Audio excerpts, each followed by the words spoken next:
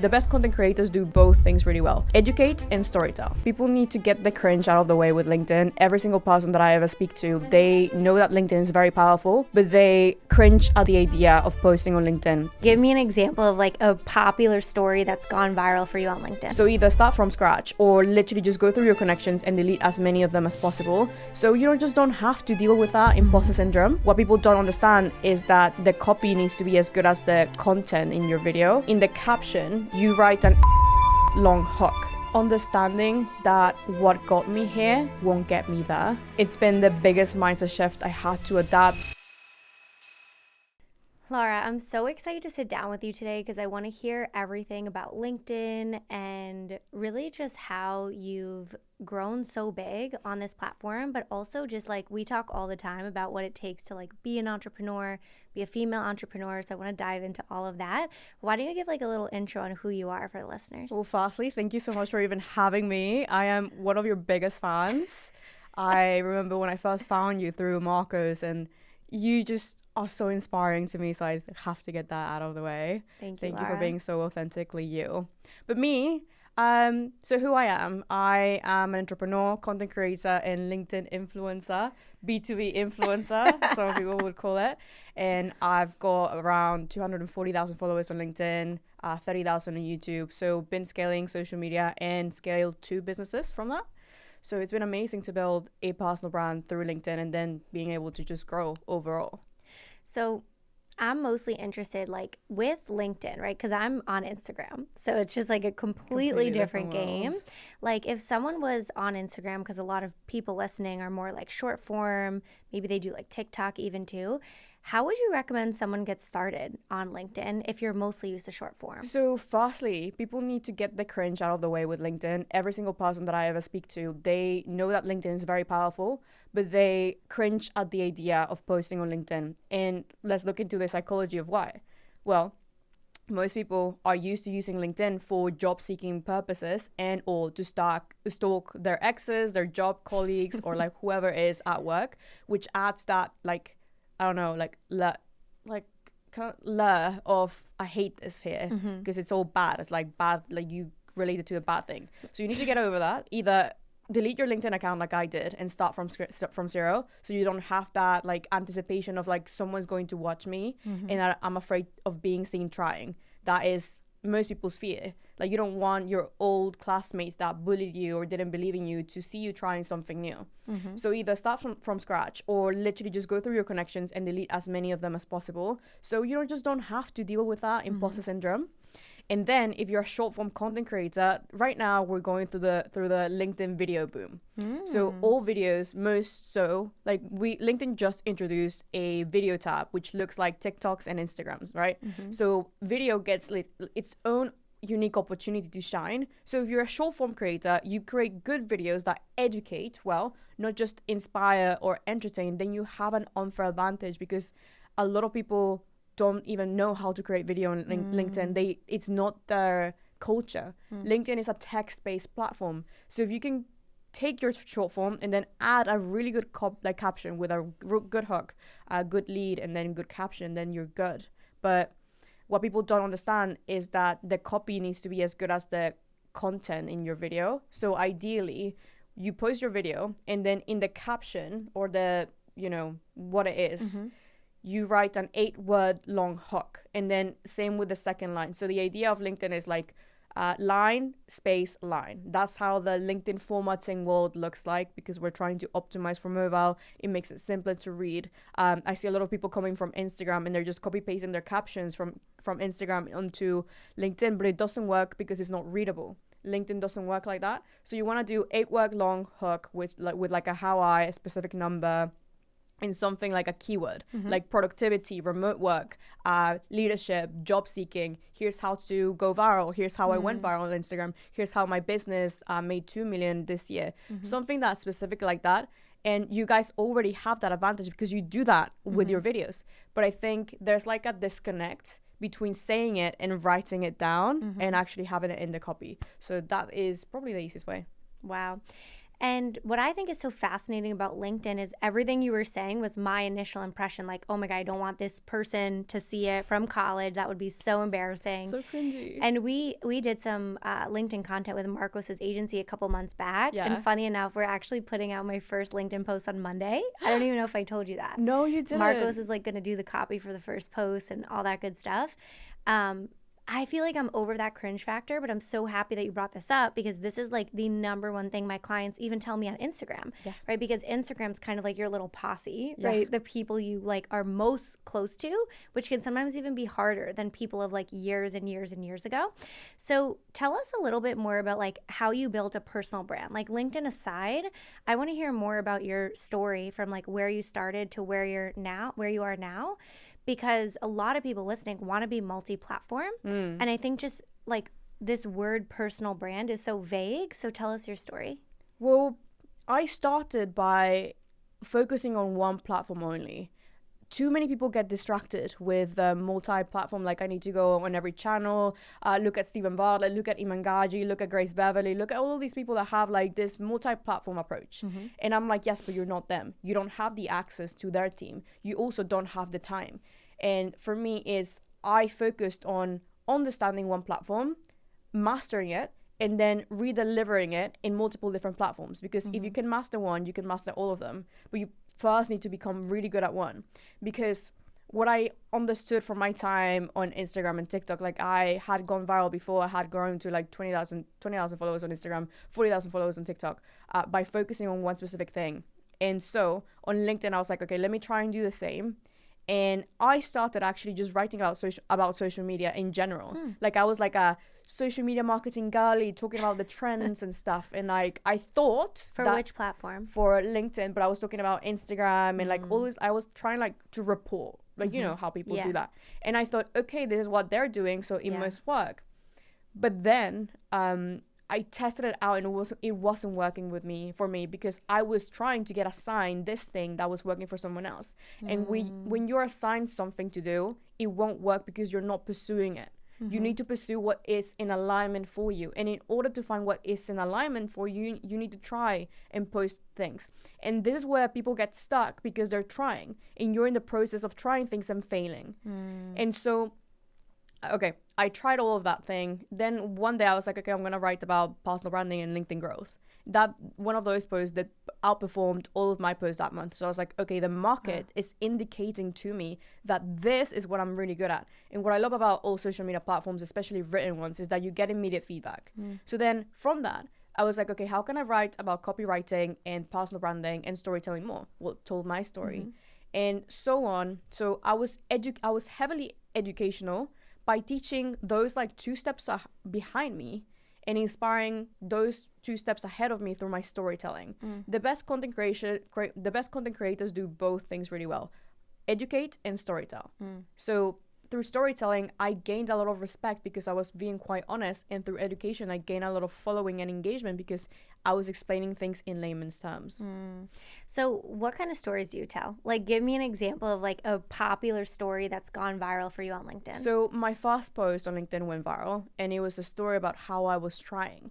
And it was like, hey, my name is Lara, not Laura, not Sarah. And I just hit 500 connections on LinkedIn. Writing that. I love that. So you. Yeah. And that was a story in itself. Like, it wasn't a rags to riches because I didn't have a rags to riches there. It was like, here's my rags. See how it is. Like, and I'm fine. And it was me in a cafe that I took my mom at to pretend that I was remote working. And she had to pay for the coffee because I had no money. And it was me faking it till I made it, basically. And I was like, hey, I'm here on LinkedIn. I don't know what's going on, but here's what you can expect from me. And join the journey if you want. And here's a little bit about me, like I'm a powerlifter, I'm this. And it was simply introducing myself to the world. And LinkedIn loves that because LinkedIn is a very supportive, kind of like PG community. And it's why also the Twitter bros hate it because it's very PG, it's very professional. But I love that. Because I'm not exposed to this like amount of like hatred and scrutiny of like, oh, but like you're red pill or blue pill or like this, like, bro. No, it's same with Instagram. It's not about the virality. It's about how, you know, positive and like kind you be, and it suited the type of person I was in the past. I love what you said. You're like, I didn't have a riches at the time, but I still got started. A lot of people, like, especially like our students in the academy, will say, like, well, Julia, I haven't made $1 million, or like, I haven't quit my job yet, like these kind of things. Can you talk about more this concept? I have a video coming out about this as well, of like, document, don't create. Like, share it real time. Tell us more about that. I love it when you do that, by the way. You're in my course. I have a full module on you being authentic. How I tell people to talk about is the story comes through what you're doing. And I noticed that I wasn't interesting. So guess what I did? I became interesting. So how can you become interesting if you don't have anything interesting about you? You learn new skills. So learning high value skills is probably the best place to start, because let's say you learn how to sell, or you learn how to write, or you learn how to web design, okay? That can take you up to a month. Then you can start getting your first client. Then you can start telling people how you learned. Then you can start telling people how you sold your first client. And from that, you have a bunch of new stories. And then I guess a client will fire you. Then you can talk about that. You got your first whale client. You can talk about that. And from that, you start gaining momentum and trust from people, because you're not just saying how to, you're saying how I did something. And for me on LinkedIn, that has been the biggest cheat code, because that separates you from everyone else. Like, ChatGPT is everywhere. You can literally Perplexity something. ChatGPT could make me a better content calendar that I could ever do for my clients. But what it can't do is tell them the nuances to the algorithm that I'm seeing day to day. So that is where people should get started, by learning an interesting skill, then becoming interesting as a default, and then from that, creating content on LinkedIn about that, like in the process of becoming. And then opportunities will arise, because people love seeing someone grow. They love rooting for an underdog. They love seeing, oh my God, like, you're doing so well done. Or like, hey, do you want to be on the podcast talking about this thing? Hey, like, I have the perfect client for you. That's how I got my first inbound lead. And it's more like imposter syndrome central when it comes to starting, and like, I don't have this story. Yes, but you have a story to tell. Like, there must be something cool about you, otherwise, like, you're not living life. And like, I'm 100% that everyone has a story. You just have to find it. This is really interesting, because this kind of segues to my next question, where like, I have this problem right now where I am like, real life going through so many things that are like, that could be amazing content, but I'm also trying to like, build my in-house content team. Like, when you were saying, you have to start on one platform and then you can build a team like these big influencers. And I'm starting to segue towards that. So I want to know from you, like, I selfishly want to know the answer to this question.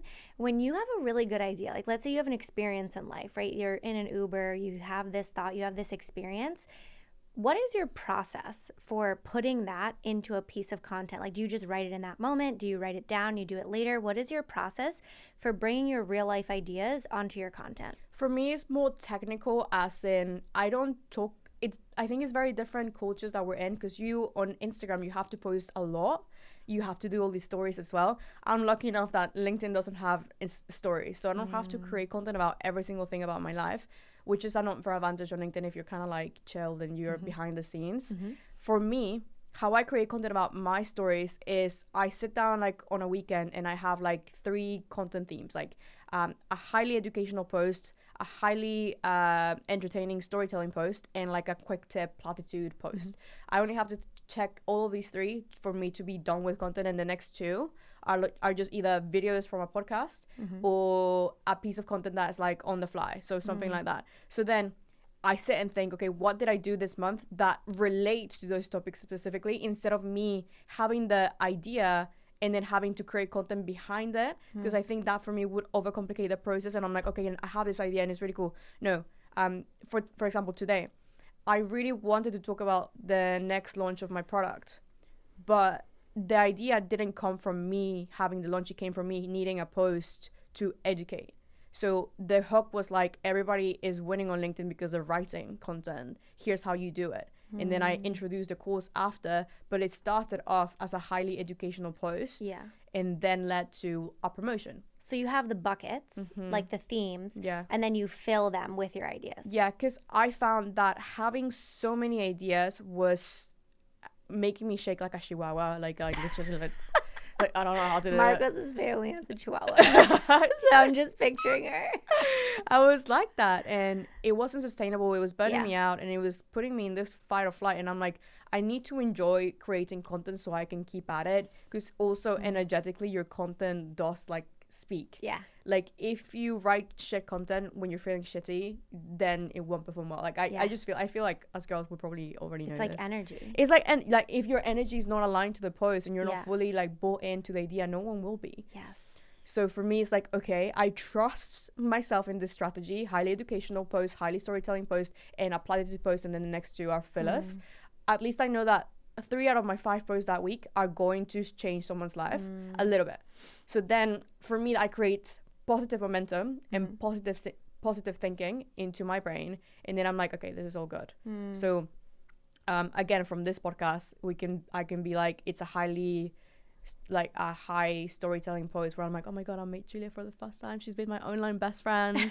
I love it. Yeah, And I feel it. Like it's like, okay, the power of networking. So then I link it to a trending topic on the internet, on the corner of LinkedIn, which is usually when you talk about networking, job seeking, careers, mindset shifts, all of these things. LinkedIn itself, the algorithm is more likely to pick it up. I'm sure you have the same stuff on Instagram, where it's like that. So then I think about my content pillars or themes, then I think about the keywords that I can use, and then I think about a story that I can attach it to, rather than the other way around. Yeah. And this kind of got me thinking, because you were talking about failure a little bit earlier. And I don't know about you, but I feel like my life, especially as an entrepreneur, really goes in seasons. Like there's a sprint season, there's a laid back season.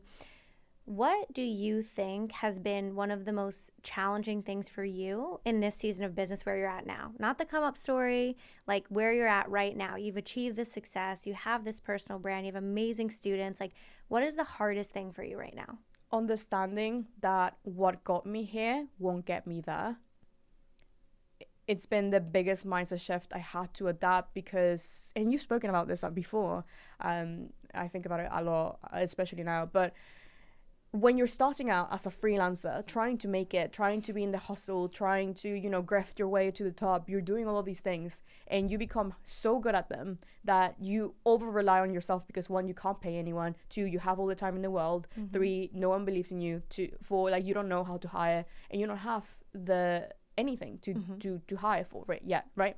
And so once you scale to over $100,000 a month, you definitely have the capital to do that, and you definitely have the experience, and you definitely need the time back, so you can then focus on thinking bigger. So, but for me, it paralyzed me, because that's what I was used to, and that is the old way of doing things that got me to where I am today. So why am I going to let go of that if it's what got me here? But then enters burnout, and enters brain fog, and enters all of these things that you have to do in order to upscale your career, like business trips, networking events, podcasts, all of these things that you have to add on top as you grow to keep yourself growing. And then you don't have as much time as you used to, because you're no longer unemployed trying to hustle. You actually have a life now that you've created for yourself. And I realized that I wasn't enjoying the life that I was creating. And that was terrible. I was like, what are you doing? And then back in December, I burned out quite bad, because I was doing the thing that got me here instead of focusing on the thing that was going to get me to the next level. And you've spoken about this before, like trying to adapt the CEO mindset rather than the freelancer mindset. And again, it's so difficult because it's what you did, and it's your baby. It's your identity for so long. And it's a complete shift in like your values and beliefs again of what you should and should not be doing. Because at one point it was like, I should be doing all of these things so all the clients are happy and I can deliver. And now you shouldn't, because you can actually now hire someone and train them. But that is probably the thing. Yeah. And I was watching this video from Gary Vee the other day. Like, Marcos and I always talk about how everyone consumes Gary Vee in seasons. Like some like, I don't need it anymore. And then all of a sudden you see a video and you're like, shit, I got to listen to Gary Vee again, right? So we're watching this video and it was like, the way companies scale is people, right? Like team and leadership. And it's like, there's been this whole like kind of facade of solopreneurship, like selling that. And I think that's like okay for people who just like want like complacency. They're like, I'm okay making the same amount of money every month. I'm okay doing the same exact things. But to me, it's like, didn't we get into entrepreneurship for the game to keep growing, to keep getting better, to go bigger?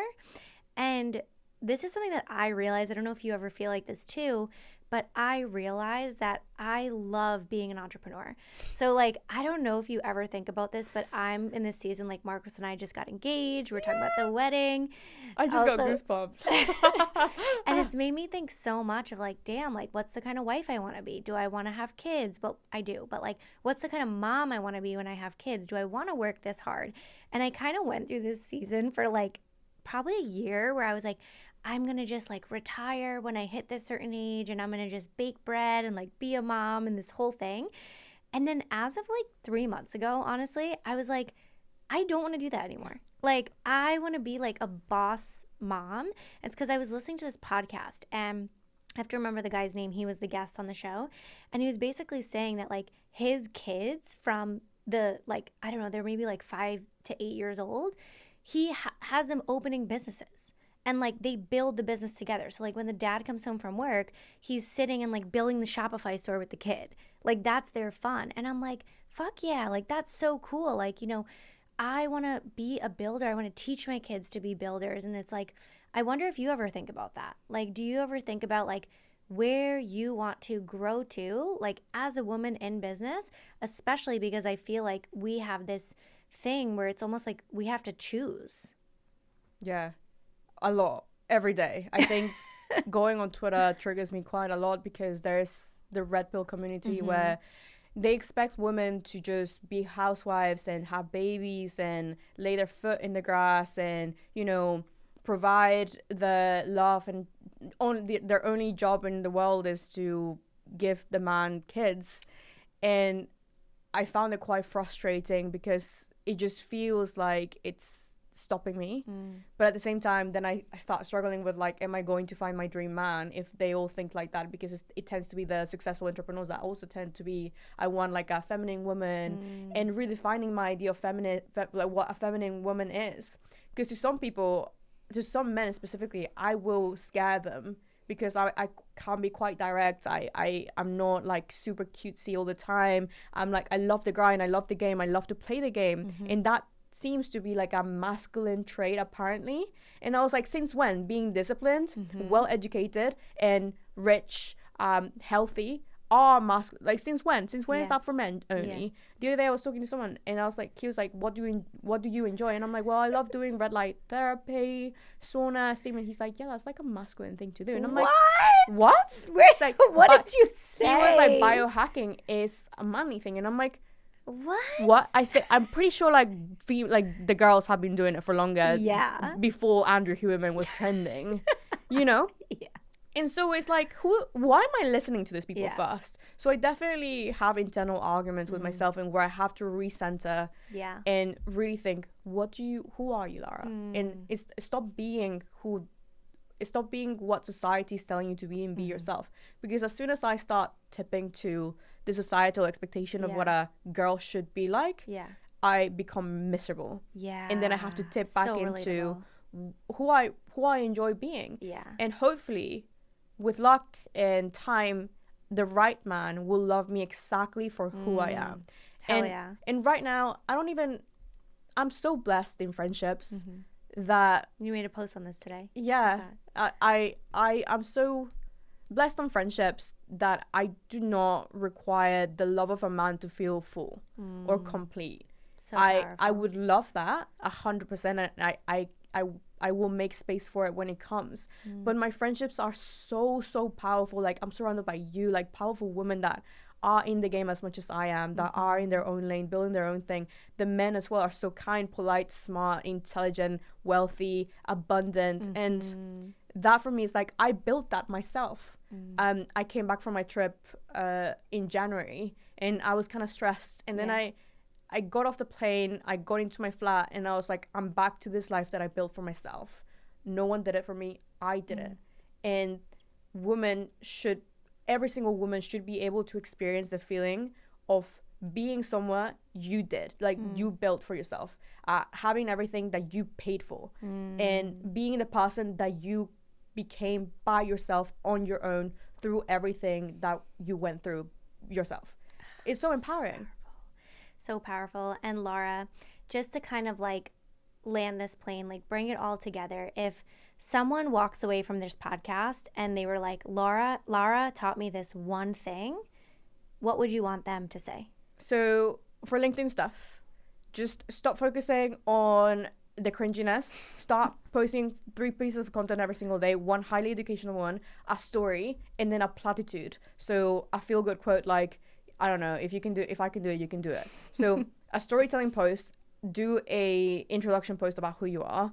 Then an educational post, if you're in social media, tell people your biggest achievement. So if you hit 1 million views on a video, here's how I did it. And then break it down into small, tangible piece of advice rather than like a full paragraph. LinkedIn likes 8 words long in every sentence. So line, sentence, okay? Or a listicle. And then for the storytelling, focus on the emotion rather than the thing that you did. A lot of people focus so much on like the tangent of like, oh, when I was little, I did that. No, I used to have imposter syndrome. Today I'm on stage. Here's how I did it. That's specific, straight to the point. Like you have to be blunt with it because you only have 3 seconds to retain attention, and we don't have all the video stuff that you can like catch people's attention in 4 types of ways. So you only have like your first 2 lines, and always try and use an image. Like images can get up to like 420% more engagement than text post. So always try and use an image, but that it's always representative of who you want to present yourself to a client.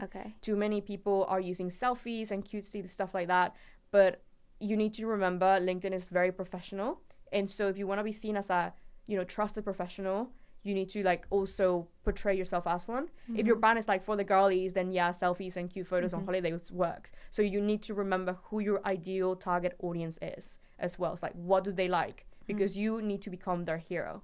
And then lastly, I guess, what else?